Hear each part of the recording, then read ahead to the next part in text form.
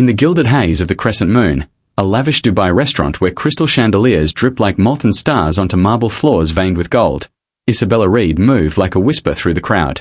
At 27, she was a vision of quiet elegance, raven hair cascading in loose waves down her back, emerald eyes that held the depth of forgotten oceans, and a smile that bloomed like jasmine at dusk. Her uniform, a tailored black dress with a crisp white apron, clung softly to her frame, but it was a poise that turned heads. Isabella had come to Dubai 3 years ago, fleeing the shadows of a fractured past in London. Her father, a diplomat, had fallen in love with an Arab scholar during a posting in Beirut. Her mother, Aisha, had taught her the rhythms of the oud and the poetry of Rumi before cancer claimed her too soon. Now, Isabella served the elite to fund her dream, a small cultural center back home, bridging worlds through stories and song. Every tip was a brick in that bridge, every weary shift a testament to her unyielding grace. Victor Hale lounged at a corner table, king of his domain. At 45, he was the titan of Hale Imports, a shipping magnate whose fleet dotted the Arabian Gulf like predatory sharks. Tall and broad-shouldered, with salt and pepper hair and a jawline sharpened by boardroom battles, Victor exuded the arrogance of untouchable wealth. His bespoke suit whispered of Savile Row, and the Rolex on his wrist ticked like a countdown to conquest. Tonight, fresh from sealing a deal with Emirati partners, he was in high spirits, too high. Flanked by his entourage of sycophantic executives, he nursed a scotch, his laughter booming as he recounted tales of outmaneuvering rivals. These Arabs, he boomed, oblivious to the irony in a room alive with their hospitality, they haggle like it's an art form. But money talks louder.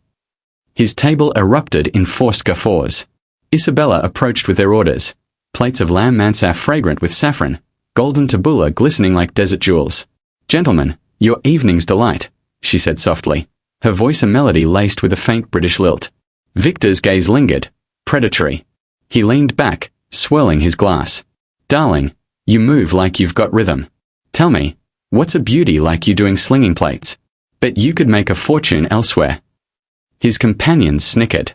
Isabella met his eyes evenly, unfazed. "Serving with heart, sir. It's the purest currency." Victor's smirk widened, fueled by the liquor and the thrill of power. "Heart? Ha. All right, here's a game. Serve me in Arabic for $1,000,000, right now. Go on, dazzle me with your exotic flair. Or are you just window dressing?" The table howled, phones emerging to capture the joke. He tossed a crisp $100 bill onto the tray like bait. "Consider it a down payment." Isabella's tray trembled, not from fear, but from the storm brewing in her chest. She saw it all, the mockery master's mirth, the erasure of her heritage into a punchline. Her mother's voice echoed, "Why, Binti, respect is earned in the tongue of truth, not gold." She set the tray down with deliberate calm, her fingers brushing the edge of a napkin as if composing a sonnet. The laughter faded into expectant silence. "Very well, Mr. Hale," she replied, her accent shifting seamlessly into the liquid cadence of classical Arabic, words flowing like the Euphrates at dawn. "Afwan, Sayyidi, your wish is my command, but let it be woven with wisdom." She leaned in, her voice dropping to an intimate timbre that hushed the room. "In the name of the merciful, the compassionate, I serve not for dirhams or dollars, but for the soul's quiet feast. This mansaf before you? It is not mere meat and rice, it is the embrace of ancestors, shared under tents where kings knelt to beggars. You laugh at my tongue, yet it birthed algebra, preserved your Shakespeare in shadowed libraries, and whispered peace when empires crumbled." Victor's smirk faltered, his glass pausing mid-air. Isabella continued, her eyes locking onto his, green fire meeting blue ice. "You offer $1,000,000 for a performance, as if my heritage is a sideshow. But know this, I'm Isabella Aisha Reed, daughter of a woman who recited Hafiz to dying soldiers in Beirut's rubble. She lost her sight to tear gas defending books from flames, yet saw clearer than most. My father. He learned Arabic not for deals, but for love, for her laughter in a language that dances like palm fronds in Sirocco winds. We fled wars you profit from, shipping arms in your holds while families like mine shatter. $1,000,000. It buys yachts, not the weight of a child's cry in a bombed-out cradle." The entourage shifted uncomfortably, one man pocketing his phone.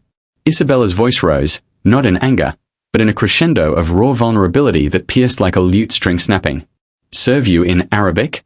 Assalamu alaikum, ya aki, peace be upon you, brother. But true service demands you listen. Your wealth blinds you, Mr. Hale, to the bridges you've burned for profit. My center?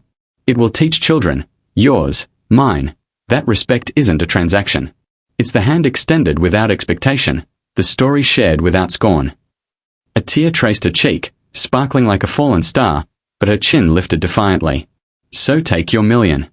I'll serve you in English, with the dignity you forgot to earn. Or better yet, learn a word, shukran. Thank you. For reminding me why I fight. The room held its breath. Victor's face drained of color, his laughter a ghost. He saw her now, not the waitress, but a mirror to his hollow empire. Memories flooded. His own daughter, estranged after he prioritized mergers over her recitals.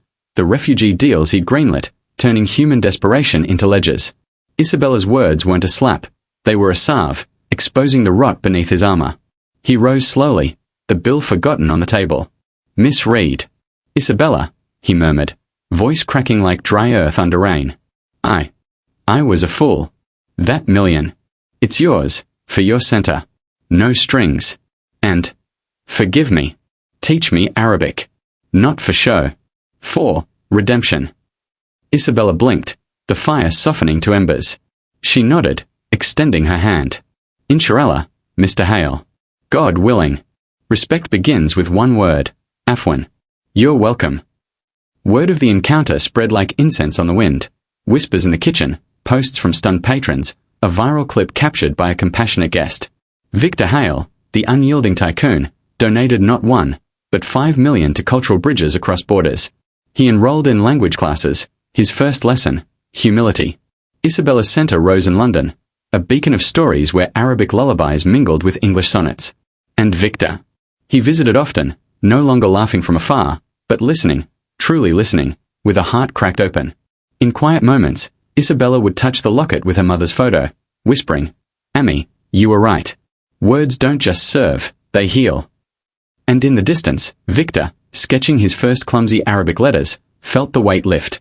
Respect wasn't taught by gold, but by the grace of a woman who refused to bow. Thank you for watching this story till the end. Sparkles. If it touched your heart, please support us. Thumbs up sign, give it a like. Speech balloon, share your thoughts in the comments.